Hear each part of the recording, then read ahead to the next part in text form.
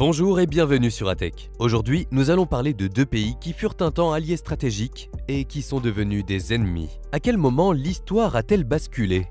Et comment les guerres, les sanctions et le dossier nucléaire ont-ils fini par enfermer l'Iran et les États-Unis dans un face-à-face explosif, frôlant à plusieurs reprises la guerre ouverte ? Les réponses dans cette vidéo. L'histoire de la confrontation entre l'Iran et les États-Unis commence au début du XXe siècle, quand le pétrole jaillit pour la première fois du sous-sol iranien sous la houlette des Britanniques. L'Empire britannique obtient alors, en 1908, un accord extrêmement favorable avec Téhéran, créant l'Anglo-Iranian Oil Company, AIOC, futur BP, qui finit par contrôler l'essentiel de l'or noir du pays. L'Iran, officiellement souverain, ne touche qu'une part infime des profits, moins de 10%, tandis que la compagnie devient la plus importante du monde britannique. Cette injustice alimente une profonde rancœur au sein de la population iranienne, voyant le Royaume-Uni tirer sa richesse de ses ressources nationales. Pendant la Seconde Guerre mondiale, la position stratégique de l'Iran, corridor vital au sud de l'URSS, et la crainte d'une collusion avec l'Allemagne nazie, poussent Londres et Moscou à envahir et occuper conjointement le pays en 1941. Le vieux Shah, Riza Pahlavi, est contraint d'abdiquer au profit de son fils Mohammad Reza Pahlavi. L'Iran sert alors de pont logistique majeur pour acheminer le matériel américain et britannique vers le front soviétique. Après 1945, l'Iran retrouve une indépendance formelle, mais le contrôle du pétrole reste la préoccupation majeure des puissances occidentales. C'est dans ce vide de pouvoir que les États-Unis commencent à remplacer l'influence britannique, voyant en l'Iran un rempart contre l'expansion soviétique naissante, préparant involontairement le terrain pour le drame des années 50. Au début des années 50, la pression populaire pour reprendre le contrôle de son destin national est irrépressible. La contestation anti-britannique culmine avec l'arrivée au pouvoir du charismatique et nationaliste Premier ministre Mohammad Mossadegh. En 1951, acclamé par une foule fervente, il fait voter la nationalisation de l'Anglo-Iranian Oil Company, affirmant que le pétrole iranien devait servir le peuple iranien. Cette décision unilatérale fait réagir Londres, en faisant un embargo total sur le pétrole iranien, paralysant l'économie. La Grande-Bretagne tente alors de faire tomber Mossadegh, mais sans succès immédiat. Dans le contexte paranoïaque de la guerre froide, la situation est scrutée avec anxiété à Washington. L'administration Eisenhower, craignant que l'instabilité économique et le blocus pétrolier ne profitent au Parti communiste tudé et par extension à l'URSS, bascule dans l'action secrète. En 1953, sous le nom de code Opération Ajax, les services secrets britanniques, MI6 et la CIA organisent un coup d'État. Cette opération, mêlant désinformation, corruption et manifestations de rue orchestrées, renverse Mossadegh et le fait arrêter. Le jeune Shah Mohammad Reza Pahlavi, qui avait brièvement fui le pays, est ramené triomphalement à Téhéran. Cet événement, le premier renversement par les États-Unis d'un dirigeant démocratiquement élu au Moyen-Orient, est considéré par l'Iran comme le péché originel. Le Shah, renforcé, devient le gendarme du Golfe, un pilier du dispositif occidental dans la région. Allié inconditionnel des États-Unis et proche d'Israël, il modernise rapidement le pays grâce à l'argent du pétrole, désormais partagé plus équitablement, mais gouverne par une répression brutale, notamment par sa redoutée police politique, la SAVAK, et apparaît aux yeux de beaucoup comme le jouet de Washington. Cette tension interne explose à la fin des années 1970. La révolution blanche du Shah, qui a modernisé le pays mais aliéné une grande partie du clergé chiite et des classes populaires, nourrit une révolution multiforme, unissant islamistes, libéraux et communistes. En 1979, le Shah quitte l'Iran pour un exil définitif. 2 semaines plus tard, l'ayatollah Rouhollah Khomeini, chef religieux chiite exilé en France puis revenu, prend les rênes. Il transforme l'Iran en république islamique, théocratique et farouchement hostile aux États-Unis, désormais désignés comme le Grand Satan pour leur rôle dans le coup d'État de 1953 et leur protection du Shah déchu. Le point de non-retour est atteint le 4 novembre 1979. Un groupe d'étudiants révolutionnaires franchit les murs de l'ambassade américaine à Téhéran. Ils prennent en otage des diplomates et des civils, exigeant le retour du Shah en Iran pour être jugé. 52 d'entre eux resteront détenus pendant 444 jours. L'onde de choc est planétaire, humiliant les États-Unis. L'échec cuisant de l'opération de sauvetage Eagle Claw en avril 1980, qui se solde par la mort de 8 militaires américains dans le désert iranien, achève de discréditer l'administration Carter et conduit à la rupture totale des relations diplomatiques.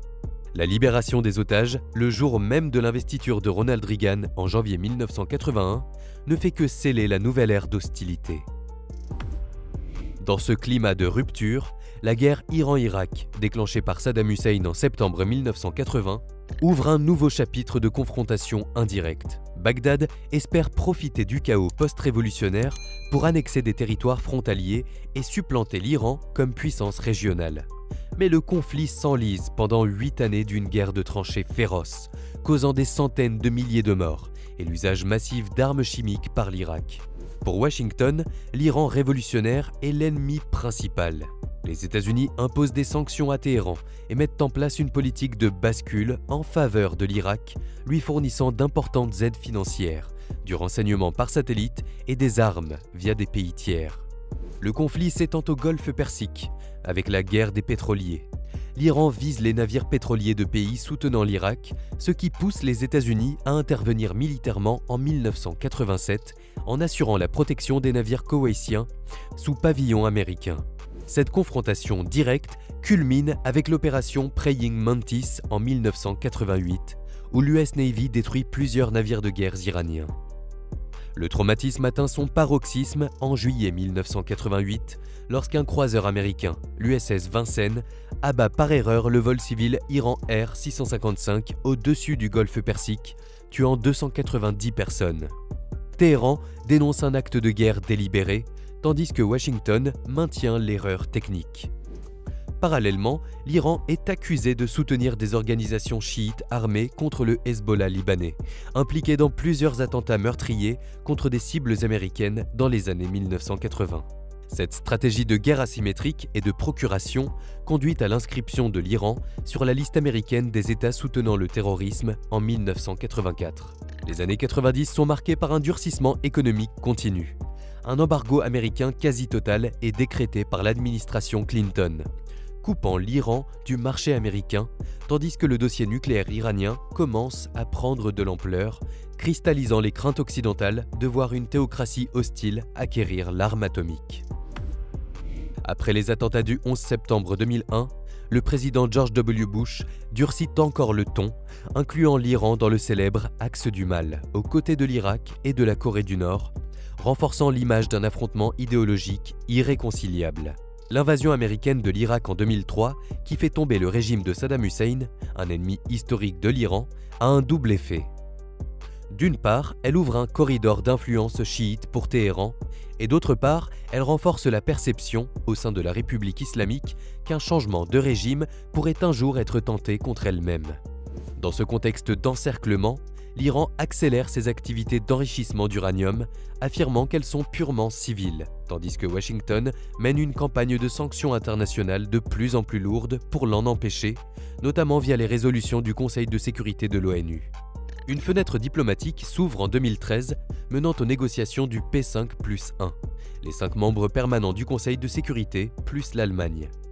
En 2015, ces efforts aboutissent à l'accord sur le nucléaire, le plan d'action global commun, JCPOA, par lequel l'Iran accepte des limites strictes à son programme nucléaire et des inspections en échange d'une levée partielle des sanctions internationales. Cet accord, perçu comme un succès de la diplomatie sous l'administration Obama, est violemment critiqué par les républicains américains et des alliés régionaux.